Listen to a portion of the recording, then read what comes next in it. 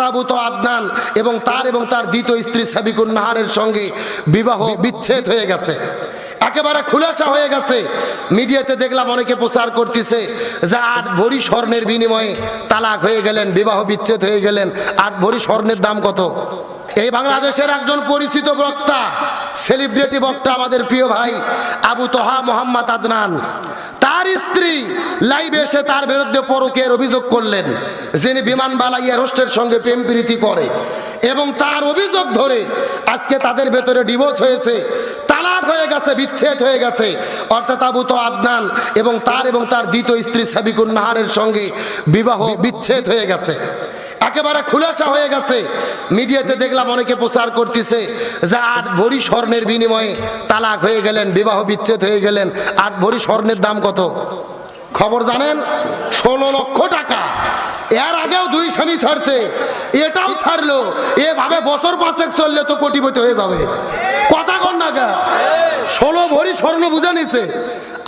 আগের স্বামী বলতেছে আমার এখানে 7 বছর সংসার করতে 2টা মেয়ে, সেই সংসার শেষ, আরেকটা শেষ, আরেকটা শেষ। স্বামী একটা ধরে আর একটা ছাড়ে। এটা কি কোনো ভালো স্ত্রীর লক্ষণ হতে পারে? আমরা জেনার কাছেও যেও না। একটু লক্ষ্য রাখেন, আল্লাহ সুবহানাহু ওয়া তাআলা আমাদের সৃষ্টিকর্তা, আমাদের পালস, আমাদের ভেতরের রোগ শোক সব তিনি জানেন। তিনি যেহেতু সৃষ্টি করেছেন, তিনি জানেন এর ক্ষতি এবং লাভ কোন দিকে। এজন্য তিনি বলেছেন তোমরা জেনার কাছেও যেও না, কাছেও যেও না। ইসলাম সবচেয়ে জঘন্য শাস্তি রেখেছে জেনা এবং ব্যভিচারের জন্য। আপনারা জানেন সবচেয়ে কঠিন শাস্তি।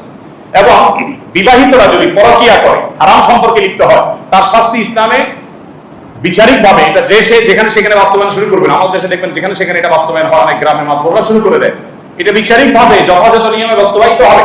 সবচেয়ে কঠোর শাস্তির কথা এই বিবাহ বহির্ভূত সম্পর্ক, সেটা যদি জেনা পর্যন্ত চলে যায় প্রমাণিত হয়, তার জন্য রয়েছে 2টা শাস্তি ইসলামে। একটা হলো পৃথিবীতে যদি কেউ ফাসাদ সৃষ্টি করে, কোন দেশে যদি কেউ দাঙ্গা হাঙ্গামা সন্ত্রাস আর ত্রাসের সৃষ্টি করে, এরকম সন্ত্রাস, যে সন্ত্রাসটা ব্যক্তি পর্যায়ে নয়, ওটা সমাজের মধ্যে আতঙ্ক সৃষ্টি করে, অশান্তি সৃষ্টি করে, এই হাঙ্গামাকারীদের এবং বিবাহিত নারী পুরুষ জেনায় লিপ্ত হয়ে সেটা প্রমাণিত হবে, এই 2টার শাস্তি গোটা কোরআনে শত বিষয়ে আপনি দণ্ডবিধি খুঁজে পাবেন, শত শত দণ্ডবিধি আপনি খুঁজে পাবেন। এর ভিতরে এই 2টা বিষয় দেখবেন সবচেয়ে কঠিন এবং সবচেয়ে করুণ এবং সবচেয়ে মর্মান্তিক শাস্তির কথা বলা হয়েছে। বিবাহিত নারী পুরুষ জেনা করে প্রমাণিত হলে পাথর মেরে মৃত্যু নিশ্চিত করতে বলা হয়েছে। সাধারণভাবে না যে তার শুধুমাত্র শির পুড়িয়ে দাও, ফাঁসিতে ঝুলিয়ে মেরে ফেলো, নো, তিল তিল করে তাকে হত্যা করার কথা বলা হয়েছে। আজও পর্যন্ত আমাদের অনেকের কাছে বুঝে আসে না এটা কেন। ভাই জেনা হয়েছে, এখানে কোনো মানুষ খুন হয় নাই, জেনা হয়েছে কারো বাড়িতে আগুন দেওয়া হয় নাই, জেনা হয়েছে 2 জনের আন্ডারস্ট্যান্ডিং, মিউচুয়াল আন্ডারস্ট্যান্ডিং এর মাধ্যমে। এখানে ধর্ষণ হওয়ার বিষয় না যে জোর হয়েছে, ব্যক্তির স্বাধীনতা, যার যার ভালো লাগছে, অন্যায় করছে, হারাম কাজ করছে বুঝলাম, তাই বলে মেরে ফেলতে হবে, তাও এরকম নির্মম ভাবে, কারণ কি? এবং জেনা হলে তার শাস্তি এত কঠোর কেন? আপনি নামাজ না পড়েন, নামাজ না পড়া এই অপরাধটা বড় নাকি জেনা করাটা বড় অপরাধ? কি বলেন? নামাজ না পড়ার অপরাধটা বড় নাকি জেনা করার অপরাধটা বড়? নামাজ না পড়ার অপরাধটা বড়, কারণ ইসলামে এটার গুরুত্ব সবচেয়ে বেশি ইমানের পর।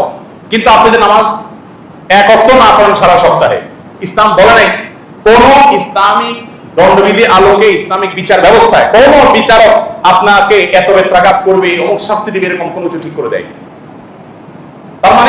তার মানে হলো যে আপনি নামাজ না পড়লে আপনি জাহান্নামে যাবেন, আপনার ক্ষতি হবে। সমাজের মানুষকে আপনি ক্ষতিগ্রস্ত করছেন না, আপনি বেনামাজি হয়ে। আপনি রোজা না রাখলে আপনার ক্ষতি হবে, সমাজকে ক্ষতিগ্রস্ত করছেন না। বাট আপনি যদি চুরি করেন তাহলে সমাজ ক্ষতিগ্রস্ত হবে, চুরির ব্যাপকতা লাভ করলে সমাজের মানুষের নিরাপত্তা, মালের নিরাপত্তা নষ্ট হবে।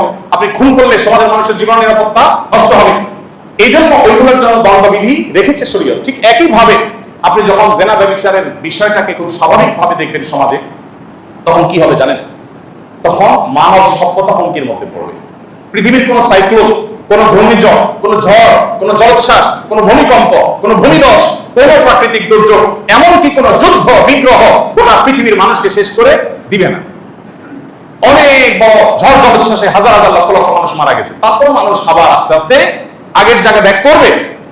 কিন্তু যদি ব্যভিচারের ব্যাপকতা হয়, বিবাহ বহির্ভূত সম্পর্কের ব্যাপকতা, এটা যদি সমাজে সৃষ্টি হয়, কি হবে? মানব সভ্যতা পৃথিবী থেকে হারিয়ে যাবে। কিভাবে হারিয়ে যাবে? আমার সময় নেই, খুব সংক্ষেপে যদি আমি বলি, হারিয়ে যাওয়া যে চিত্রটা সেটা এরকম হতে পারে। আমি এর আগে বারবার বলেছি, আপনারা যদি চায়নার দিকে তাকান, আমি নিজে কয়েক দফা বাংলাদেশের প্রথম সারির একটা টেলিভিশন চ্যানেলের একটা রিপোর্ট দেখেছি ইটালির কথা, আরো নির্দিষ্ট করে অনেক দেশের নাম বলতে পারবো, সেটা আমি আর লম্বা করতে চাচ্ছি না। এসব দেশগুলোতে সরকার সবসময় প্রণোদনা দিয়ে মানুষের জন্মের হার কোনোভাবেই স্বাভাবিক করতে পারছে না, এবং যে পরিমাণ তাদের কাজের লোক দরকার একটা দেশ চলার জন্য, সে পরিমাণ কাজের লোক নাই, মানুষের জন্ম হচ্ছে না। আমি কি বোঝাতে পেরেছি? চায়নার মতো দেশ, এত মানুষ সেখানে, উন্নত অনেক দেশ আছে, সেখানে এখন সন্তান জন্ম দিলে বাবাকে গিফট, মাকে গিফট, সন্তানকে গিফট, প্রণোদনা, টাকা পয়সা কি চাই সব দিবে, তাও সন্তান জন্ম দাও, বাট সন্তান জন্ম হচ্ছে না।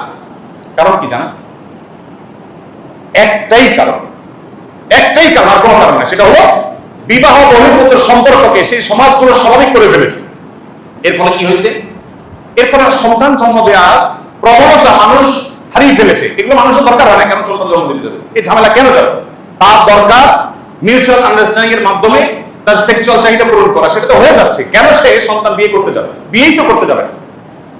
যে যার সাথে যখন ইচ্ছা তখন ডেটিং করতেছে, লাইফ পার্টনার চেঞ্জ করতেছে, দরকার হচ্ছে না। আপনি এর বিপরীতে মুসলমান সমাজ দেখেন, সারা পৃথিবীতে এই সমস্যাটা বড় বড় পর্যায়ে নেই। আমাদের বাংলাদেশে জন্মের হার কমতে কমতে এমন একটা পর্যায়ে আসছে, প্রেডিকশন আপনারা অনেকে জানেন, অনলাইনে খুঁজতে পাবেন, যে ভবিষ্যৎবাণী বলছে যে এই হার যদি চলতে থাকে তো আর কয়েক যুগ পরে ঢাকা শহরে ফ্ল্যাট ভাড়া নেওয়ার মতো পরিবার, ফ্যামিলি আপনি খুঁজে পাবেন না, খালি থাকবে। অলরেডি কমছে, সেটা আরো যেখানে গিয়ে থামবে। আমরা এখনো তাদের ছেড়ে ভালো আছি, বাট আমরা আস্তে আস্তে ওইদিকে যাচ্ছি, কারণ আমরা পশ্চিমাদের ভালো গুণগুলো নেই না। তাদের কুকুর যদি রাস্তায় পায়খানা করে, তারা গাড়ি থেকে টিস্যু নিয়ে সেটা তুলে নিয়ে ডাস্টবিনে ফেলে, আমরা তাদের ভালো গুণটা নেই। আমরা তাদের যত খারাপ গুণ আছে, আমাদের মিডিয়াগুলো দেখবেন, ওদের দেশের বেহায়াপনাকে এখানে আমদানি করবে, ওদের দেশের অশ্লীলতাকে এখানে আমদানি করবে, ওদের দেশের পরকীয়কে এখানে আমদানি করবে, ওদের নাটক সিনেমাকে এখানে আমদানি করবে, ওদের ভালো গুণগুলোকে এখানে আমদানি করবে। সমাজের উপস্থিতি মানব সভ্যতা হারিয়ে যেতে পারে, কারণ আস্তে আস্তে যে মানুষ জন্মের হার যখন এভাবে কমতে থাকবে এবং মানুষ বিবাহ থেকে সরে যাবে, বিবাহের দরকার কি? আর বিবাহ করবে না। বিবাহ তো ঝামেলা, হ্যাসেল, টাকা পয়সা, কমিটমেন্ট, এটা বিশাল ব্যাপার। আপনারা জানেন যে উন্নত দেশগুলোতে অনেক দেশে আইন আছে যে আপনি বিবাহ যদি একবার করছেন তো এমন ফাঁসা ফাঁসবেন যে এরপর আপনি তালাকও দিতে পারবেন না। ওই ভদ্রমহিলা টর্চার করবে, সহ্য করে যেতে হবে, কারণ তালাক দিলে আপনার অ্যাসেটে অর্ধেক দিয়ে দিতে হবে তাকে। আছে না অনেক দেশে আইন, এ ভয় বিয়েও করে না। ইসলাম এত সুন্দর জীবন ব্যবস্থা যে না, আপনি বিয়ে যেমন করবেন উৎসাহ দেয় ইসলাম, যদি আপনার অসম্ভব পর্যায়ে আপনি চাইলে বিচ্ছেদও যেতে পারেন, তাহলে সম্পদের অর্ধেক দিয়ে দিতে হবে না, তবে হ্যাঁ তার প্রাপ্য যেটা সেটা ঠিকই বুঝিয়ে দিবেন। আল্লাহ তাআলা আমাদের সবাইকে এই ভয়াবহতা উপলব্ধি করার তৌফিক দান করুন। এই ভয়াবহ ব্যাধি থেকে আমাদের সমাজকে আল্লাহ তাআলা রক্ষা করুন। আমাদের দ্বীনি চর্চা বাড়াতে হবে, অশ্লীলতা থেকে নিজেদেরকে সরাতে হবে, চোখগুলোকে নিয়ন্ত্রণ করা, আত্মনিয়ন্ত্রণ করা শিখতে হবে, এবং গোটা সমাজকে বাঁচানোর চেষ্টা করতে হবে। আজ আমাদের স্কুল কলেজগুলোতে, আমাদের শিক্ষা প্রতিষ্ঠানগুলোতে পর্দা করার জন্য পারমিশন নেওয়ার প্রয়োজন হয়, কিন্তু অশ্লীলতার জন্য কোনো পারমিশনের প্রয়োজন, যার যা খুশি সে করতে পারে, সেটা নিয়ে কোনো মাথা ব্যথা নেই। কিন্তু হিজাব বা পর্দা করলে সেটা নিয়ে বহু মানুষের মাথা ব্যথা হয়। ঢাকা বিশ্ববিদ্যালয় কেন হয়েছে, কারা করেছে, কাদের জমিতে হয়েছে, আপনারা সবাই কম বেশি জানেন। আমি অনলাইনে একটু সার্চ দিয়ে দেখলাম যে বিশ্ববিদ্যালয়ের উদ্যোক্তারা কারা ছিলেন, কি ছিলেন। আমি তাদের ছবি দেখে অবাক হয়ে গেলাম যে ইয়া বড় চাপদাড়ি, কি সুন্দর ড্রেস, মাথায় টুপি, পাক্কা মুসলমান। মুসলমানদের উন্নতির জন্য ইউনিভার্সিটি করা হয়েছে। আজকে সেখানে আজকে মুসলমান মেয়েরা পর্দা করলে আর তারা ইউনিভার্সিটি পড়তে আসে কেন? তারা বাসা বসে থাকুক, সেখানকার কুলাঙ্গার টিচাররা বলে। কত বড় দুঃসাহস আর নির্লজ্জা আপনি চিন্তা করেন। ইউনিভার্সিটি কারা করেছে? ইউনিভার্সিটি তাদের উন্নতির জন্য করা হয়েছিল। সেই ইতিহাস আজকে আমরা ভুলে গেছি। আমরা পরকীয়া নিয়ে সাফার করবো না তো কোন দেশ সাফার করবে? আমাদেরকেই সাফার করতে হবে। আমাদের সংসারগুলো ভেঙে খান হয়ে যাবে। চোখের পানি স্বামী এক জায়গায় ফেলবে, স্ত্রী আরেক জায়গায় ফেলবে, এরপর আপনি নজরুলের কাছে দোয়ার জন্য। এটা দোয়ার কাজ না, সব ধ্বংস করে দিয়ে এরপর দোয়া নিতে আসলে কাজ হবে না। আল্লাহ তাআলা আমাদের সবাইকে এই ভয়াবহ ব্যাধির ব্যাপক ক্ষয়ক্ষতিগুলো অনুধাবন করে সেখান থেকে বাঁচার তৌফিক দান করুন। কেন? কারণ কাছে গেলে আর ফিরে আসতে পারবে না, কাছে গেলে আর ব্যাক করতে পারবে না।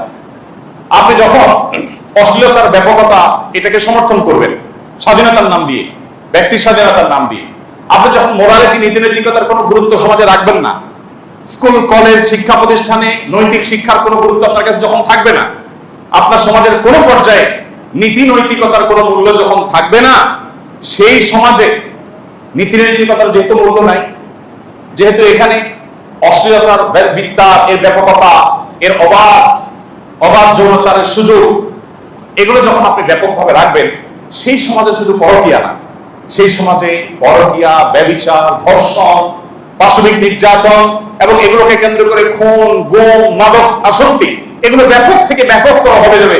এগুলোকে কোনো অবস্থাতে নিয়ন্ত্রণ করা যাবে না।